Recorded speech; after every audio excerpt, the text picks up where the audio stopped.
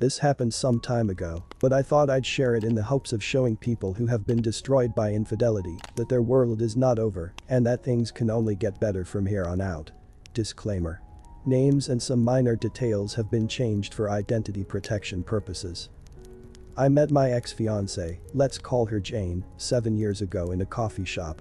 I was standing behind her in a long, slow-moving queue, and we just started talking. We hit it off immediately and even sat and drank our coffee together for about an hour.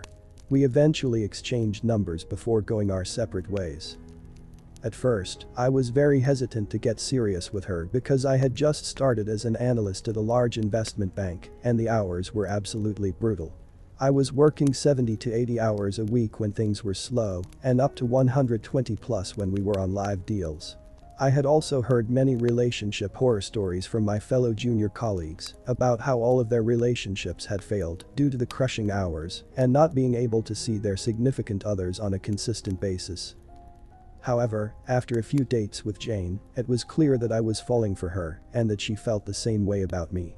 I brought up my concerns about my work hours causing our relationship to fail, and she told me that she really liked me, that it would be a shame if we didn't even try, and that if we stayed committed and were understanding towards one another, any storm could be weathered. So, she was true to her word. The next 3 years were filled with Everest-like highs and hellish lows, but we persevered. She was patient and understanding and never made me feel guilty about all the super late nights spent at work and not with her.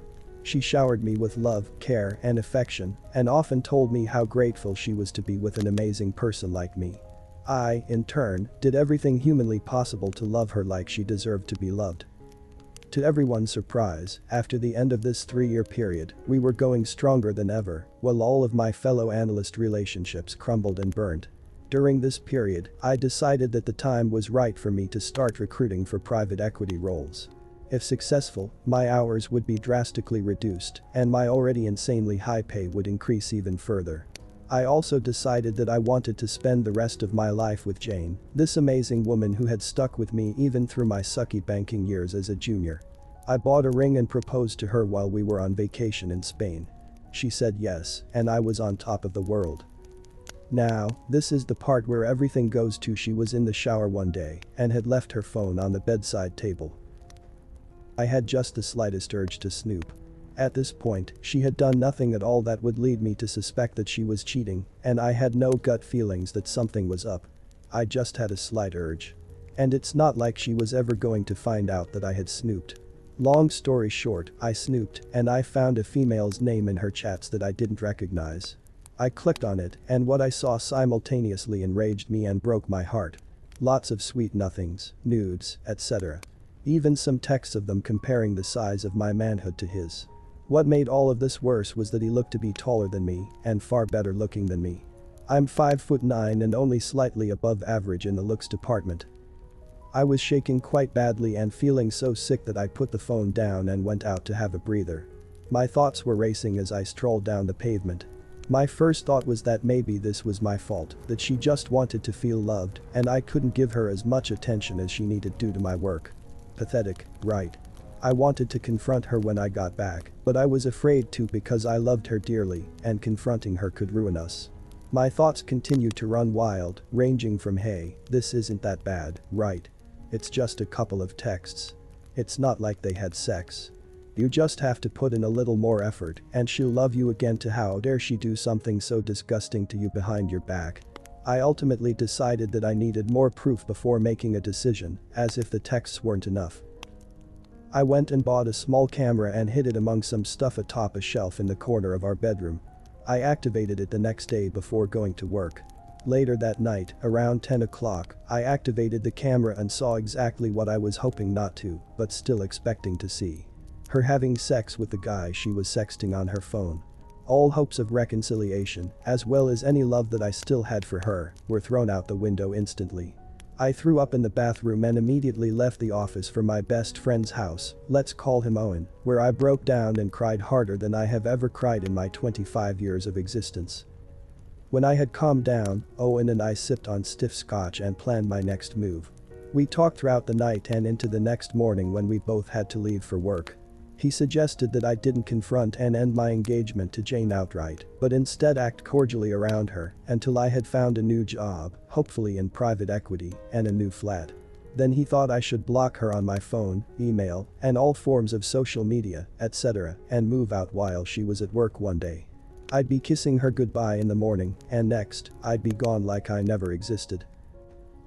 That would hit her like a truck, he told me. I was 100% on board with this plan, but I told him that I'd prefer to move to a whole new continent, probably New York in the United States, where I'd truly be gone. He told me he'd miss me if I did so, but if that's what I felt was necessary, he'd support my decision. I trudged into work like a zombie later that day, but the massive weight weighing me down had been lifted considerably. The next month was the most difficult month that I had ever had to endure. Being around Jane, anytime I was at home and having to act normal, was excruciatingly painful. I could barely look at her in the eyes without feeling the urge to physically harm her. But I managed to put on a brave face and act affectionate towards her. We even had sex a few times, which left me feeling disgusting and weak. She had told everyone that we were engaged, and when she brought up the wedding, I lied and told her that we might have to wait a few months as things were heating up at work and I would be overwhelmingly busy. I gave the same answer to the hordes of mutual friends and family who were now calling to wish us congratulations. I broke down in the office toilet a few times late at night, knowing she was probably sleeping with the affair partner at that very moment. It was a miracle that I managed to hold on for as long as I did. Staying at the office as late as possible or just walking around the city when I finished earlier than usual helped. Meanwhile, I was reaching out to headhunters in New York, hoping to recruit for private equity associate roles there, while simultaneously studying for their LBO modeling tests. I had also told my other close friends what I was planning to do, and they all told me they'd support me 100%, no matter what I decided. After a few weeks of interviews with headhunters, I had a few interviews with New York-based private equity firms lined up. Everything was going just as planned, but this isn't a fantasy world. This is life, and life soon threw me a curveball that shattered my plan completely, but not in the way you might be thinking. I went out with Owen and another one of my friends, let's call him Antoine, one Friday night, and we ended up mingling with a group of people that Antoine knew. Among them was one of the most beautiful girls I had ever seen. I talked to her for a bit and we got on well. Her name was Alyssa, and she was Swedish. She was absolutely stunning and looked like Elsa Hosk. She wasn't like Elsa Hosk's identical twin, but if you put them both side by side, you'd know who is Elsa and who is Alyssa. But you get what I mean. We had a lot in common, namely the fact that she was doing her master's at my alma mater and, as a matter of fact, was doing the exact same program that I did. We also had both grown up in Asia. I was planning to jet off to New York as soon as possible, but I just couldn't resist exchanging numbers with her. We ended up going on a few dates and sleeping together. I had never felt this wanted and understood by anyone before, not even by Jane in the early stages of our relationship. And for the first time in weeks, I was genuinely happy. One night, after sleeping together, we confided in each other our deepest feelings. She brought up how she was cheated on by her ex, I didn't prompt her, and how she hated and had absolutely no respect for infidels. I then explained to her my current situation, and she laughed, not at me, but in amusement and awe at how I was going to drop a sledgehammer on Jane. She then asked me if there was any chance that I would stay and not leave for New York. I said I would consider it, but deep down, I no longer wanted to leave. I, of course, had no intention of getting involved with anyone, but Alyssa was just so amazing, and I couldn't help but fall for her. Her views on infidelity also somewhat reassured me that she wouldn't ever betray me in such a horrible way like Jane did, should we end up together. What a massive curveball she was. Now, some may say this was cheating on Jane, and I was just as evil as her. Now, I disagree with the former because she cheated first, so from that point on, I had no obligation to remain faithful to her any longer. I agree with the latter. I am a savage. After interviewing with multiple firms, I got an offer to join the New York office of a large private equity fund. After inquiring about joining the London office instead, the managing director put me in touch with his counterpart in London. 2 interviews later, I received and accepted the offer to join the London office. I was overjoyed. For anyone not in finance, an investment banker managing to make the leap to private equity is considered a massive step up. I held a small celebration at my flat after my first day at the new fund to commemorate this achievement. Owen, Antoine's significant other, who worked at the fund I had just joined, and another friend came. I asked Alyssa to come too, and she gladly accepted. She came the latest, but when she showed up, she gave me a kiss and a hug, telling me how proud she was of me. I closed my eyes and held her for an extra second, savoring the moment. We sat around the island in my kitchen, talking, laughing, and just having a splendid time. Then Jane came home. It was 1 a.m. at the time. She could have had a busy day at work, but she had most likely just finished sleeping with her affair partner. We glanced at the door to see who had just come in, but otherwise didn't acknowledge her presence. Everyone at the table knew precisely what was going on. Alyssa had her hand around my shoulder when Jane got back, but she didn't put it down. All of us just continued talking, not letting Jane's presence disrupt our good vibes. Jane tried awkwardly inserting herself between me and Alyssa, but we didn't let it affect our conversation. I might add, but I ended up having to sit on my other side. We continued our conversation, pretending that Jane wasn't there. I ignored her too and had my body turned towards Alyssa the whole time. I could sense that Jane was extremely uncomfortable. At around 2 a.m., everyone decided to go home and get some sleep. I opened the door and showed everyone out.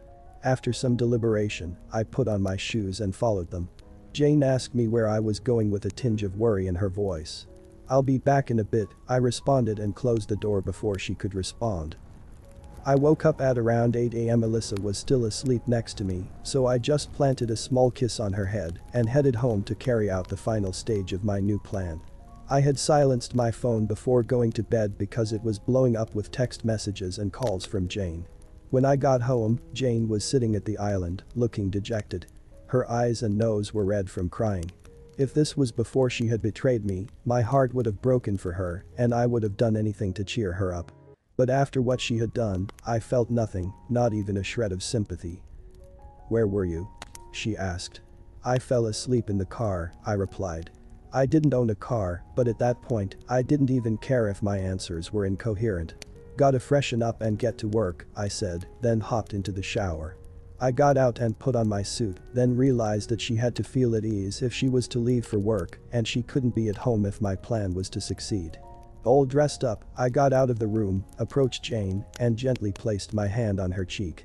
"Look," I told her in a gentle tone while looking into her eyes.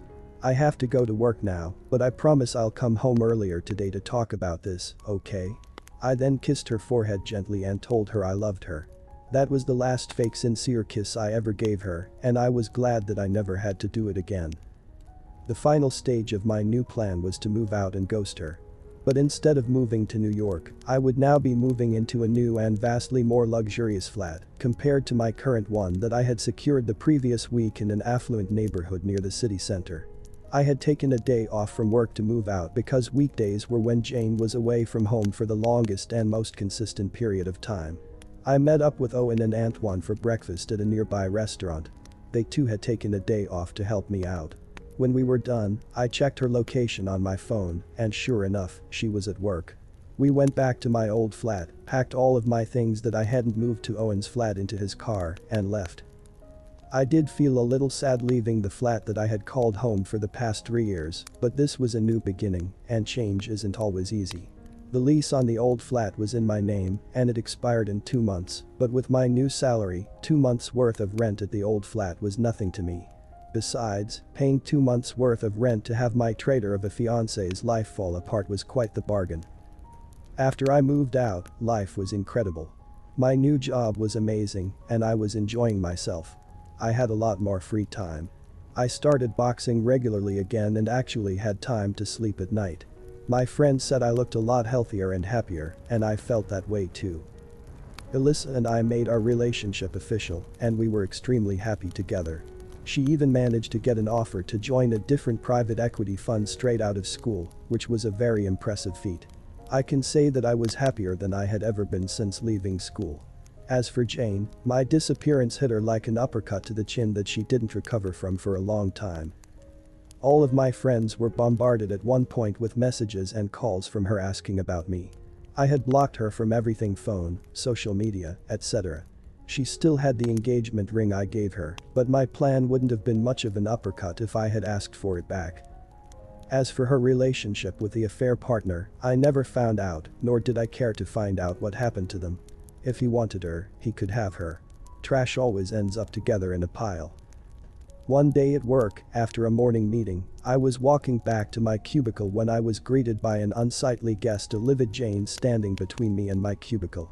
She lunged forward and started attacking me, streams of expletives and vitriol coming out of her mouth while she tried to slap me in the face. I deflected her blows easily. A cubicle mate, Kiara, and another colleague hurriedly restrained her. She fell onto her knees, sobbing and droning on.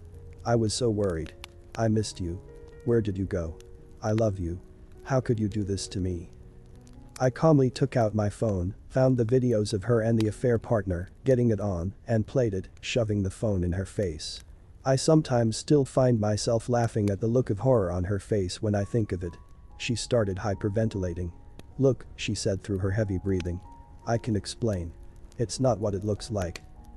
I couldn't help but burst out laughing at the line, it's not what it looks like.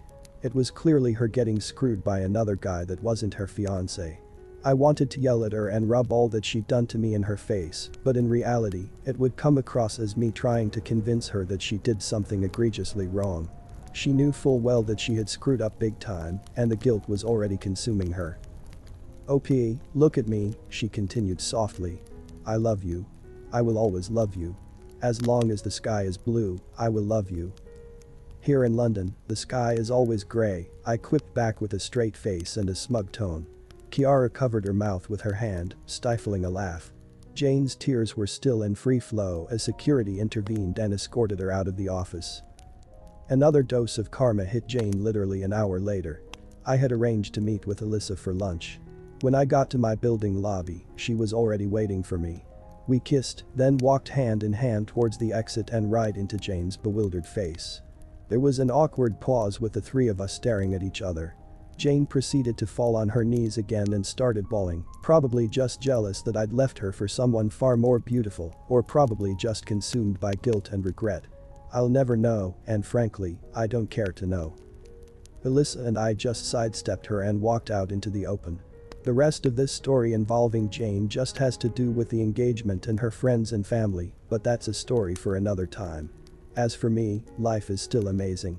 I was given the nod for a vice president promotion at my fund last month, and I'm on track to make partner before I turn 40. Hopefully, Alyssa has become my new fiancé.